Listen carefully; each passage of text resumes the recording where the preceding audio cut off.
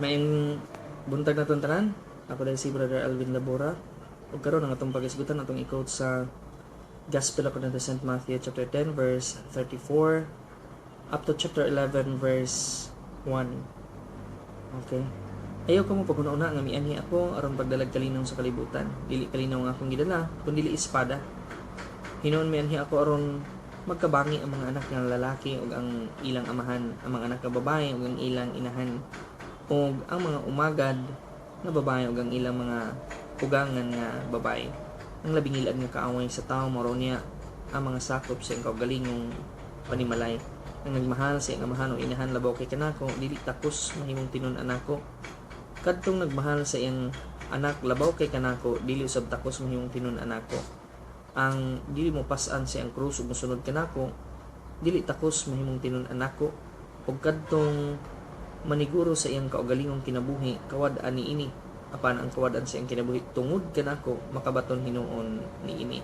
Ang nagdawat kaninyo nagdawat usab kanako, ug ang nagdawat kanako nagdawat usab kaniya nga nagsugo kanako.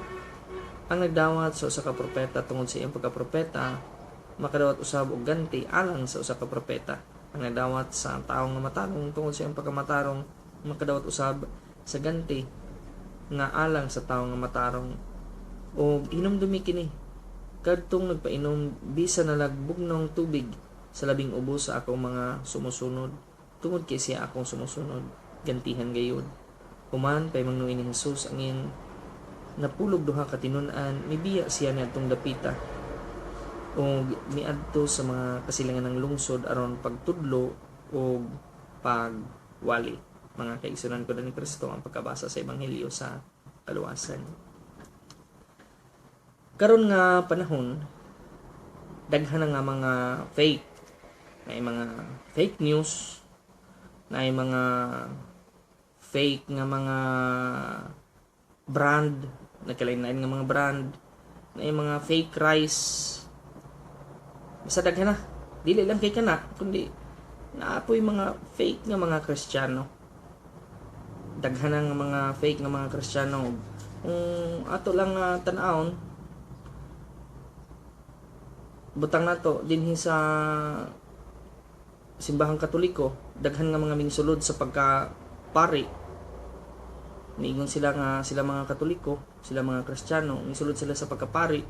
Ug silang pagsulod sa pagkapari, nakapasar sila, naka-graduate sila.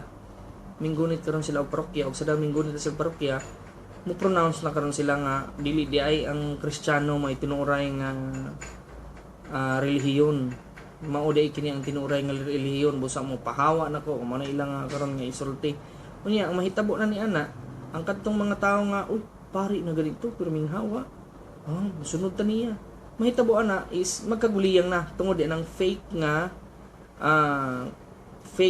nga Christian.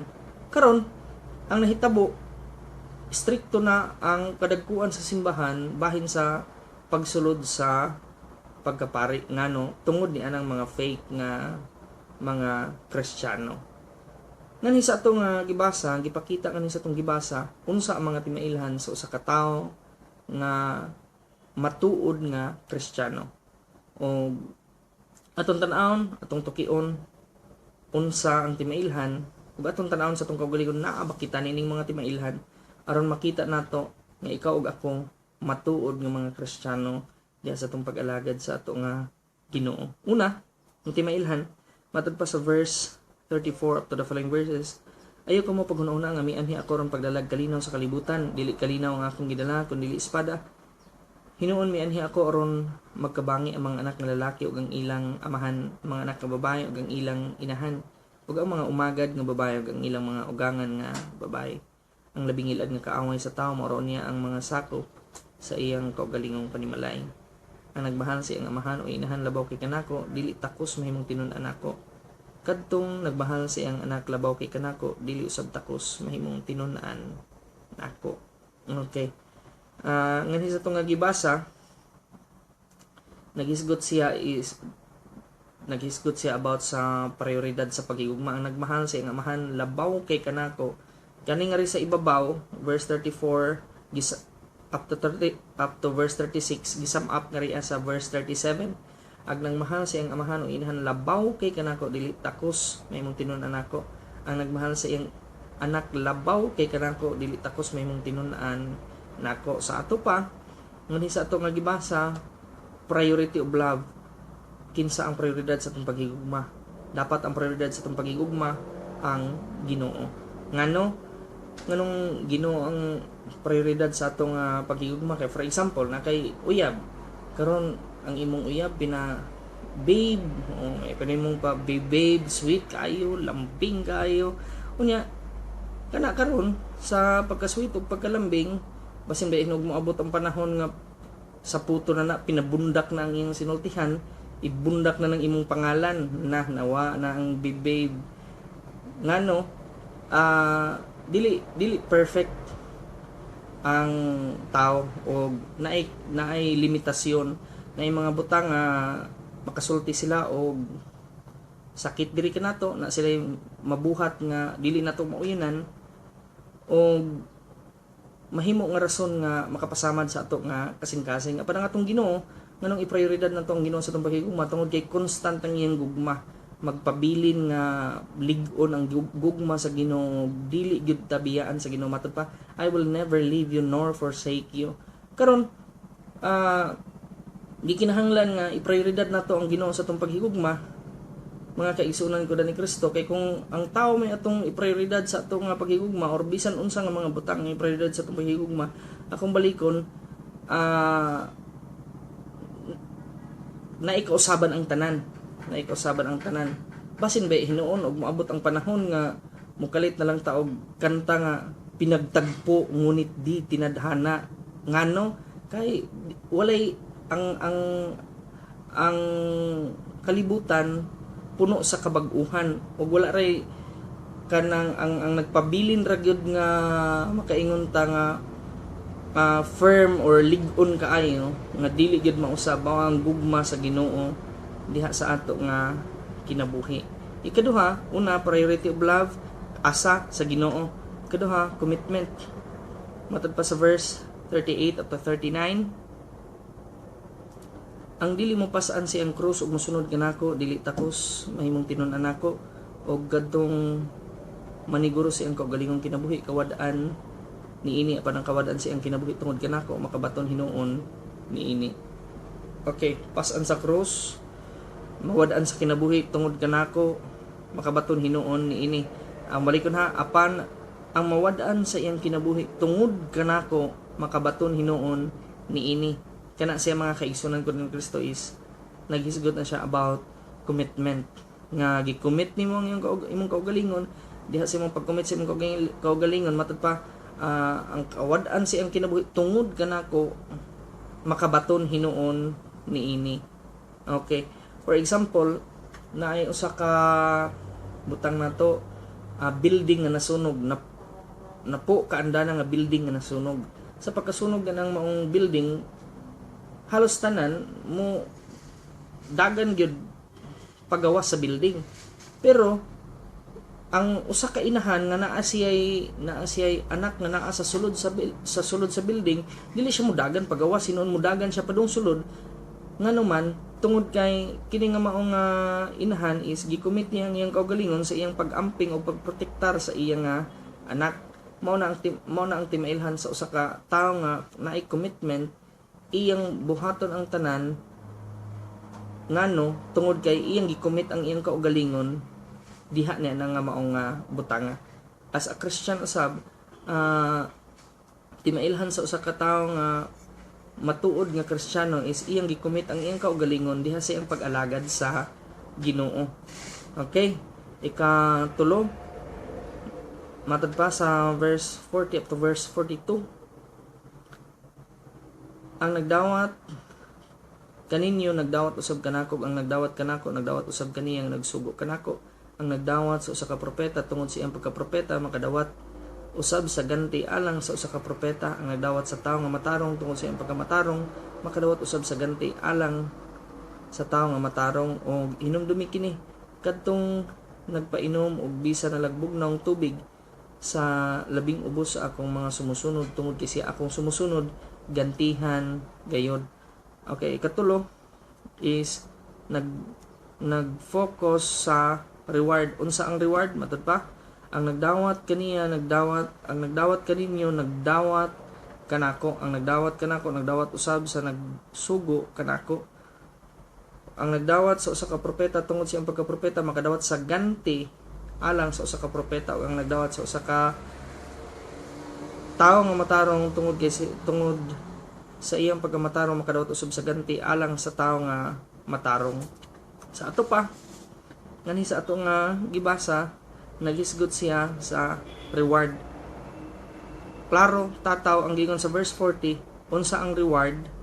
Ang nagdawat kaninyo nagdawat usab kanako, ang nagdawat kanako nagdawat usab kaniya nga nagsugo kanako. Mag-focus ta sa reward ug dili sa nagdala sa reward, hinungdan sa reward. For example, kana nga maong nag-alagad sa Ginoo, dili nato siya dawaton tungod kay maayo siya nga mo preach, maayo siya mo kanta or unsa pa na dinha. For example, ay uy, ang ato din preacher si Kuan di ay may tatog si Kuan ang preacher nato kay kanang nindot siya mo preach, kana siya kay Kuan man katugon man ta oy. Pwede mo ingon ta, pero ang natong tan-awon mag-focus ta sa reward dili sa nagdala ni ana or nahimong rason sa mao nga reward. Okay, akong balikon mga kaigsunan ko dinhi Kristo, mag-focus ta dili sa atong mga kauban nga nag-alagad sa Ginoo, kundili mismo ang reward kung atong dawaton kanang mga tawhan. Unsa ang reward? Matod pa sa Ginoo sa atong gibasa, ang reward mismo ang Ginoo, ang presensya sa Ginoo, ang himaya sa Ginoo, mao'y naa yan ang mga tawhana mo nang dawaton nato sila. Dili man para nato, dili man sila angayan nga dawaton, pero dawaton nato sila ngano man tungod kay dili sila ang atong gidawat kundi ang presensya sa Ginoo, ang himaya sa Ginoo nga naa gidala nila. Okay, akong balikon una mga kaigsunan ko ni Kristo is priority of love. Kinsa ang prioridad sa pagigugma? Ang Ginoo. Ikaduha, commitment diha sa pag-alagad sa Ginoo. Timailhan ni siya iyang gikomit ang iyang kaugalingon sa pag-alagad sa Ginoo bisan pa man sa mga kalisdanan, padayon gihapon nga nag-alagad sa Ginoo. Ang ikatulo, ang iyang focus wala sa mga tao, wala sa mga kauban niya, kundi mismo sa Ginoo. Dili ta mo tan-aw sa mga tao nga nakapalibot nato kay maluyar ta. Daghan ta nga mga nagalain-lain nga mga kahinaan. Sila na yung mga kahinaan, kita na yung mga kahinaan. Nya karon kung ato pang dugangan ang atong mga kahinaan sa ilang mga kahinaan, ang samot tatag kaluya, mag-focus na lang ta sa reward nga mga presensya sa Ginoo. Kay matod pa kung naa ang presensya sa Ginoo diha kanato, matod pa sa kanta, lupa man langit na rin. Okay? Karon moingon ta nga hala brad, oy unsaon man ni nako brad nga kanang mas kuan pa man ako brad, mas prioridad pa man ako ang akong pamilya or ang akong babe nako brad, oy unsaon man ni nako brad, or di ba ka brad kanang wala man koy commitment sa akong pag-alagad sa Ginoo, pero naning kamot gyud ko brad, pero ambot unsaon ning di man gyud ako may commit ang akong kaugalingon niya, katagpa ang akong kuan brad, ang akong atensyon brad, usahay magsigar kog tan-aw sa sayop sa uban, pero gusto gid kong mag-alagad sa Ginoo, gusto gid kong mahimuot ang Ginoo sa akong kinabuhi, pero ambot bisag unsaon ako pagpadingkamot brad, maoro gihapon ingani ri gihapon akong kahimtang brad. Usahay makasulti ta ning ana, pero ang akong tubag igsuon mao kini. For example, nay usa ka kanang kuan pangkarira nga kabayo, kanang nga maong pangkarira nga kabayo is kuan i-breeding na siya. Karon pag breeding ni ana, tan-awon ang mga kaliwatan sa babae ug ang kaliwatan sa lalaki, ila ginang ayuhon pag tan-aw, ila ginang ayuhon pag study ang ilang nga mga kaliwatan o mga maayo ba nga breeding, aron mao ni ilang himuon nga mao ni ilang i-breed para mao ilang i-breeding para ang resulta sa kuan mas maayo ug mas kusumudagan nga kabayo sa pangkarira.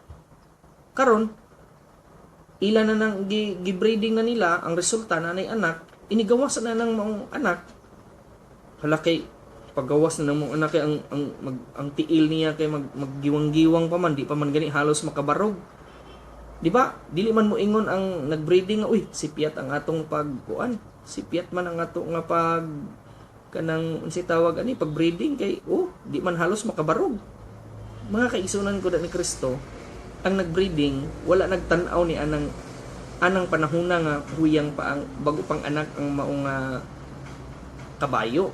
Ngano, ang ilang gitan-aw sa pag-abot sa panahon malig-o na mudako na mo-grow na siya ug sa iyang pag-grow mahimo ng banggiitan nga kabayo sa panglumba. Karon mausab diha sa usa ka Kristiyano tingali naapata sa sitwasyon nga susama ta sa usa ka bata pa nga kabayo nga medyo hinay pa, pero ang inatong hinumduman nga wala nagtan-aw ang Ginoo sa atong karon. Ang gitan-aw sa Ginoo unsa kita sa umaabot. Ang inatong hinumduman nga wala na sayop ang Ginoo sa pagpili kanato. Matud pa sa iyang gisulti sa Ginoo ngadto kang kung wa ko masayop kang propeta Jeremias, mingon ng Ginoo, naapa ka sa taguangkan sa imong ginikanan, pero gipili ko na ikaw. Diha sa matag usa kanato, gipili na ta sa Ginoo ug wala masayop ang Ginoo sa iyang pagpili kanato. Ang angay lang natong buhaton nga mag-focus kita sa Ginoo, dili ni bisan kinsa atong i-commit ang atong kaugalingon sa Ginoo ug ang atong kasing-kasing prioridad ang atong paghigugma sa Ginoo. Moabot ra ang panahon nga kita mahimong lig-on ug kita magmalampuson, kita magbadaogon ug mahimaya ang Ginoo diha sa atong mga kinabuhi. Okay, mga kaigsunan ko ni Kristo, daghan kayong salamat ug dinhi nga mga taknaa. Padayon kita nga muduol sa Ginoo, padayon kita nga magpasalamat sa Ginoo nga gipili kita nga iya nga mga sumusunod, ug padayon nga nag-ingon kanako ang Ginoo ngari sunod kanako. God bless kanatong tanan mga kaigsunan ko ni Kristo.